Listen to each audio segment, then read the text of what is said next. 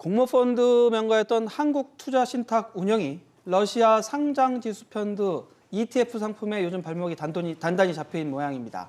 국내 증시에서 유일하게 러시아 증시를 추종하는 ETF를 내놨다가 우크라이나 전쟁 여파로 결국 상장 폐지 수순을 밟게 되었는데요.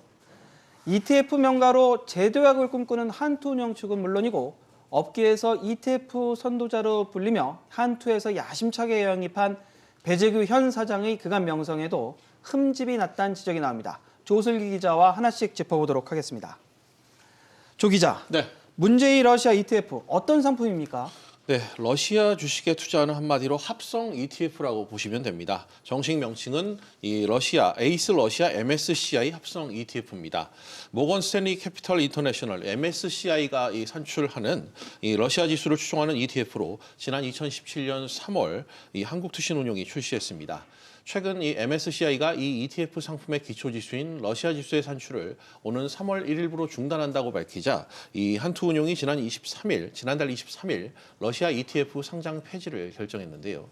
앞서 이 러시아 우크라이나 간 전쟁 여파로 MSCI가 러시아를 신흥국 지수에서 제외하면서 작년 3월 7일 해당 ETF 거래가 정지된 지 약 1년 만에 국내 증시에서 결국 퇴출됐습니다.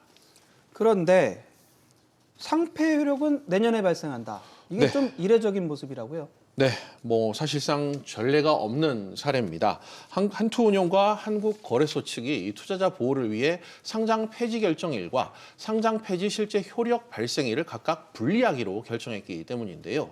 거래 상대방인 이 블랙록으로부터 ETF 청산 대금을 받아내기 위한 조치입니다.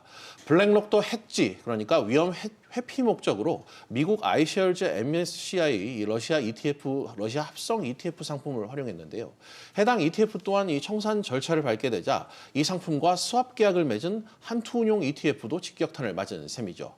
그런데 최종 상패 시점이 올 연말로 예상돼 한투운용에서도 청산 시점을 여기에 이 펀드에 맞춰서 상패 효력 발생 시점을 최대한 연말로 미룬 겁니다. 그런데 문제는 이 부실 대응 논란이 일고 있다는 건데 이건 또 왜 그런 건가요? 네. 한마디로 상장 폐지를 예견할 수 있는 징후가 미리 몇 차례 발생했음에도 이를 미리 걸러내지 못했다. 한투운용이 미온적으로 대처해 투자자들의 피해를 키웠다. 이런 지적이 나와서입니다. 해당 ETF에 대한 거래 정지 결정은 작년 3월 4일 내려졌지만 이보다 앞서 몇 차례 위험 지구가 포착됐었다는 이유에서입니다. 시간을 좀 과거로 돌려보겠습니다. 화면을 보시면 전쟁 발발 시점은 작년 2월 24일입니다.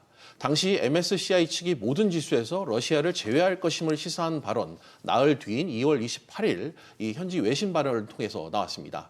이 시점을 전후로 글로벌 투자자들의 탈러시아 행렬이 꾸준히 이어지는 상황이었다는 점에서 주의를 환기했다면 피해를 막을 수 있었다는 설명이겠죠. 물론 한투 측도 나름 대응을 했습니다. 거래소 시장 공시를 통해 해당 펀드에서 괴류율이 크게 발생하고 점차 확대되고 있다면서 투자 유의 안내를 적극 했다는 입장인데요. 그러나 다른 운용사들이 이 러시아 증시가 문을 닫았던 지난해 2월 28일 전후로 신규 설정 또 환매 중단 등의 조치를 내린 것에 비해 상대적으로 좀 늦은 게 아니냐 이런 시선도 분명 존재합니다. 자, 조 기자.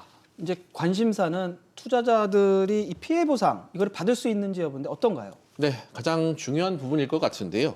일단 ETF 펀드 내 현금성 자산부터 투자자들에게 지급하겠다는 게 한투 측의 공식 입장입니다. 그런데 이 보상액이 사실상 쥐꼬리나 다름없다는 평이 많습니다. 상패 직전 이 개인 투자자들의 펀드 순매수 규모가 280억 원 정도 되는데요.